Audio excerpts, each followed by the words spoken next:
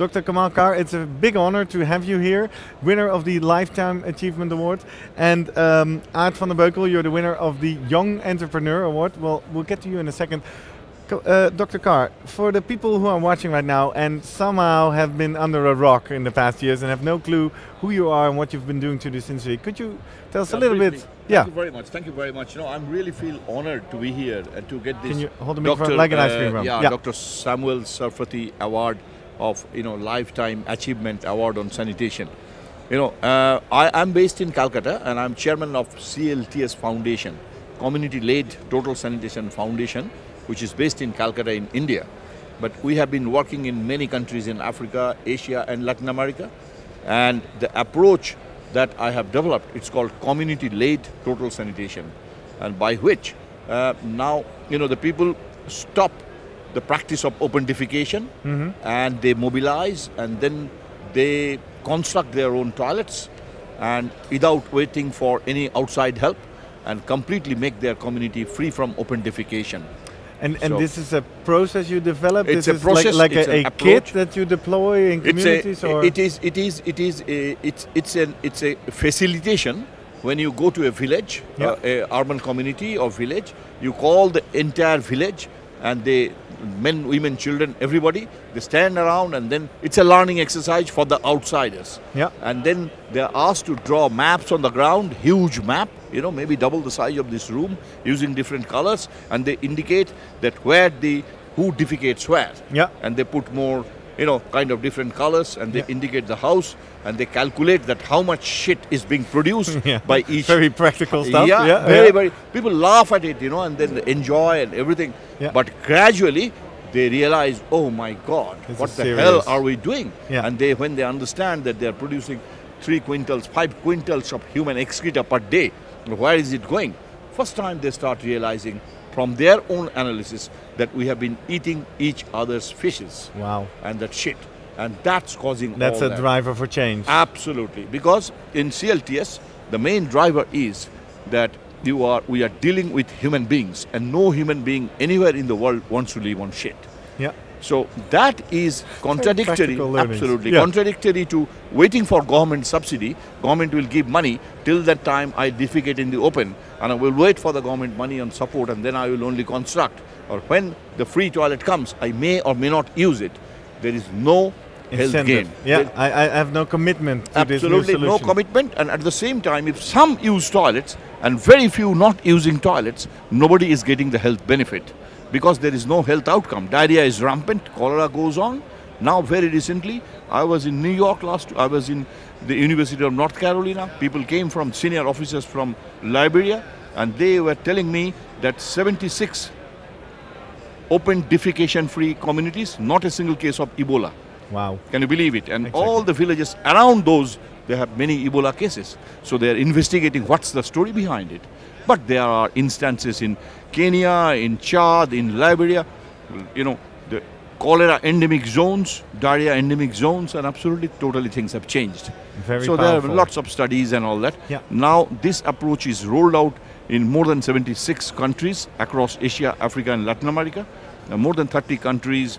National Sanitation Strategy is CLTS. Hey, and when you receive a Lifetime Achievement Award, it kind of like harnesses the thing. Are you done? Is the lifetime over? Is this No. It's a beginning, I would say. Exactly. It's a beginning. And I would say maybe I have been giving the Lifetime Award, but I don't know how many people across the globe are watching this program, and they thousands. I must say that it is not alone my work, because it has spread to now, as I told you, more than 76, 77 countries. It's hundreds and thousands of champions of CLTS within the government, within the private sector, bilateral, multilateral, NGOs, international NGOs, and the community working day-night on it. So this prize is all for them? For all for them. It's their success. Exactly. And this acknowledgement is acknowledging everybody's success all over the world. Wow. And why I said, coming back to your question, why it's the new beginning, because it's a beginning of open defecation-free communities, but we have to have open defecation-free nations.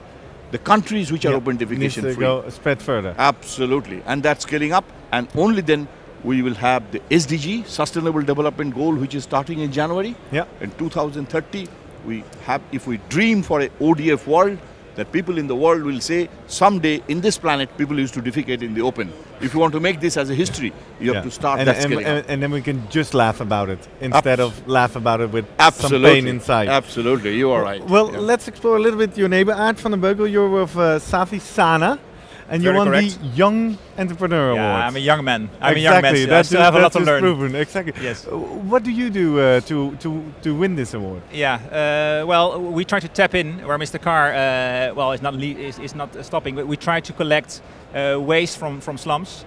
And we do the twofold. We collect fecal waste from public toilets, and then we also collect organic waste from food markets. And we mix those together, and you get a very valuable product out of it, or actually two. And one is compost, and the other one is biogas. And the biogas can be used to generate power for the local community. And so that becomes like a driver for improved sanitation. And so we try to link to existing sanitation facilities that are often stopping. They produce a lot of waste, and we think we can take it and bring it further. And when you say we do, I mean, what does this operation look like? Are you physically present in the slums? Is this a device? Is this? Yeah, okay. So we started in 2010 with a very small team. We are now 12 in Ghana, and we have an office here in the Netherlands as well, but we operate mainly in Ghana. And it means that we started with looking at the market potential, what can you do? And then what we're doing now is set up a factory. A physical factory where we can handle the waste and make these products for the local market. Exactly, and that means that your product, to roll this out globally to 67 countries, would require a factory. It's a factory-based model. It's a factory-based model. And that's how it needs to scale. Well, the interesting question, I guess, since we have you both, this is an acknowledgement. This is the young entrepreneur. They're starting, only 5 years on the way, one factory. Yeah. This is someone who received the Lifetime Achievement Award.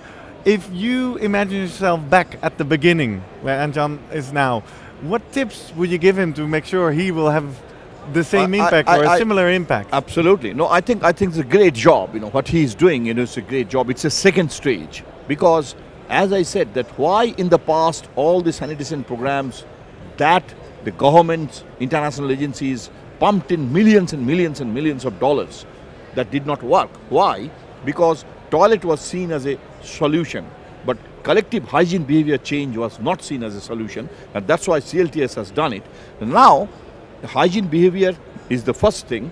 That's the horses, and this is the cart. I mean, it has to go together, because you can imagine that billions of people across the globe, and their feces and their urine, it has a value. Yeah, and that is the collection. And that's why they are in there, and that has to put into a system. And if you see 1 billion people is producing 2 billion liters of urine on an average per day, and the nitrogen value of the 2 billion liters of urine enormous, and that how, because it's a real question on sustainability they are doing, and the human feces, the shit we call it, it's gold, it's gold, it's liquid gold is urine. So how can Aard start to scale? No, that is to the scale. I mean, as you asked me, that my solution, my suggestions would be to them that as they are operating, they have to take their local ODF communities as a equal partner in the whole system, and then it will move farther. It will move faster, because in each of these open defecation-free communities, there are natural leaders, community consultant emerging. They are very, very powerful community people. Connecting with them and with the government, with the local government, is the way. And then they are showing the way forward, and they will follow, and then it will become mainstreamed. It will become institutionalized. Yeah, so we see in Ghana, we see yeah. In Ghana we see that the governments at different levels. You see the Ministry of Local Government related to waste, sanitation. Ministry of Food and Agriculture is involved. And Ministry of Energy, and you see all of them have an interest in their own way. Yeah. But that's critical, because in the end you also link get all up the stakeholders involved. Otherwise it doesn't fly. Nice. Well, thank you very much to give you a little look into the world behind this nice blue award. Final question. I understand it's not just this beautiful object that you can put in your office, but there's also a large money sum involved. Do you have a hint or idea already how you're going to apply that for you?